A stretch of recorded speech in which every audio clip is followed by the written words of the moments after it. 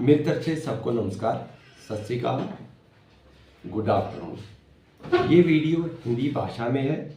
इसका टाइटल है, क्या आप भी डोंकी रूट की भाल में हो। देखो, भारत एक आज़ाद देश है। यहाँ पे कानून कायदा दूसरे देशों से डिफरेंट है। अक्सर भारत से बहुत सारे लड़के और लड़कियाँ बिना पूरी जानकारी के लिए हुए वो डोंकी रूट के थ्रू विदेशों में जाना चाहते हैं, क्योंकि उनको इस बात का मालूम नहीं है कि डोंकी रूट से उनके क्या क्या नुकसान होने वाले होते हैं। पहली बात, आप किसी भी देश में जाओगे, आपको वहाँ को मेडिकल फैसिलिटी चाहिए, आपको रिहाइश चाहिए, आपको होटल में रहना पड़ सकता है। आपको वहाँ कोई पुलिस अफसर पकड़ के पूछ सकता है कि आप कहाँ से आए हो, कि आपकी स्टेटस लीगल है या नहीं है। देखो, ये वो भारत, जितनी आबादी हमारे देश में है इतनी आबादी दूसरे देशों में नहीं है। अक्सर उनकी लैंग्वेज इंग्लिश होती है, हम लोग सिर्फ हिंदी और पंजाबी जानते हैं। आपको डोंकी रूट से जाते हुए आप समुंदर में डूब सकते हो, जंगल के अंदर जंगली जानवर आपको खा सकते हैं। जब आप नदियाँ क्रॉस करते हो तो यदि आपको तैरना नहीं आता है तो आपकी मौत हो सकती है। यदि आप कोई भी बॉर्डर 2 नंबर में क्रॉस कर रहे हो तो आपको पुलिस की गोली भी लग सकती है।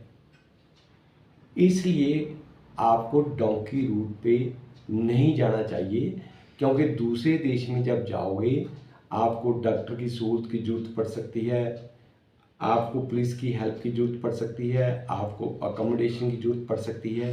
अगर आपकी स्टेटस लीगल नहीं है, ये तीनों चीज़ें आपको नहीं मिल सकेंगी। दूसरे देशों का तापमान बहुत ठंडा होता है। भारत से जो कपड़े पहन के आप जाते हो उससे आपकी ठंड रुकने वाली नहीं है। रास्ते में होटल नहीं है।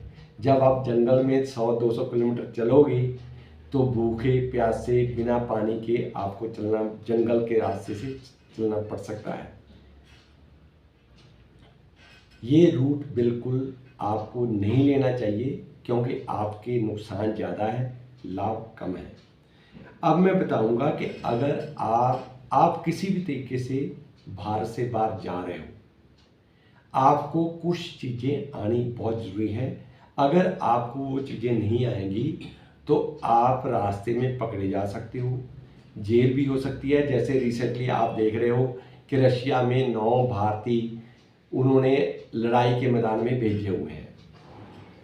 इन स्थितियों से बचने के लिए मैं आपको बताऊंगा कि अगर आप भारत में अभी हो और फ्यूचर में बाहर जाने की, चाहे स्टडी वीज़ा पे जाओ, चाहे वर्क परमिट पे जाओ, चाहे स्पाउस वीज़े के पे जाओ, आप कोशिश करो कि आप या तो टेक्निकल लाइन या मेडिकल लाइन का कोई भी कोर्स कर सकते हो। आपको कोई ना कोई स्किल आनी चाहिए। जैसे किसी भी आईटीआई से electrician, plumber, carpenter, welder, diesel mechanic, beauty parlour का कोर्स कर सकते हो। अगर आप मेडिकल लाइन में कोर्स करना चाहते हो, नर्सिंग का कोर्स, मेडिकल लैब टेक्नीशियन जो आपका ब्लड और शुगर वगैरह चेक करते हैं, आंखें जो चश्मे बनाते हैं, केयर गिवर जिसको आप नैनी के नाम से जानते हो, फिजियोथेरापी का कोर्स कर सकते हो। कोई भी मेडिकल लाइन का कोर्स कर लो। आगे क्या है कि आपको कंप्यूटर के बारे में जानकारी होनी चाहिए। आजकल किसी भी देश में डाक तार विभाग नहीं होता है, टोटली काम ऑनलाइन होता है, कंप्यूटर या सेलफोन के थ्रू होता है। तो आपको कंप्यूटर की नॉलेज होनी चाहिए।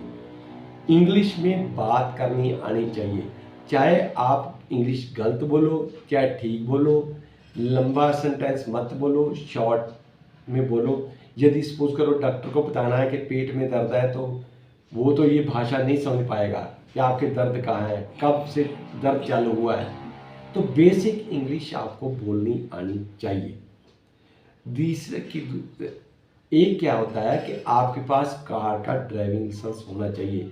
देखो, कार खरीदने की ज़रूरत नहीं पड़ती है, कार सभी देशों में किराए पे भी मिल जाती है, पर आपको ड्राइविंग लाइसेंस नहीं मिल सकता है, उसके लिए टाइम लगता है। इसलिए भारत से कार चलानी सीखो और वो कार सही तरीके से चलानी सीखो। ये नहीं कि लेफ्ट हैंड ड्राइव है तो आप राइट हैंड पे कार ड्राइव करके आ रहे हो, आपको लेन ड्राइविंग आनी चाहिए। फिर क्या है कि काम आपको प्रैक्टिकल सीखना चाहिए, आपके पास कोई बोगस डॉक्यूमेंट नहीं होना चाहिए, क्योंकि जब आप विदेश में जाओगे वहाँ आपका एग्ज़ाम होता है। यदि एग्ज़ाम पर पास करोगे आपकी तनख्वाह 3 गुना ज़्यादा होती है, एग्ज़ाम नहीं दोगे तो बेसिक रेट जो मिनिमम वेजेस है वही आपको मिल पाएगी। और अधिक जानकारी के लिए Monday to Friday 10 AM to 5 PM ऊपर दिए गए फ़ोन नंबरों के ऊपर आप हमारे से संपर्क कर सकते हो। हम हर जानकारी आपको फ्री ऑफ कॉस्ट में देंगे। Thank you very much. Stay connected with us.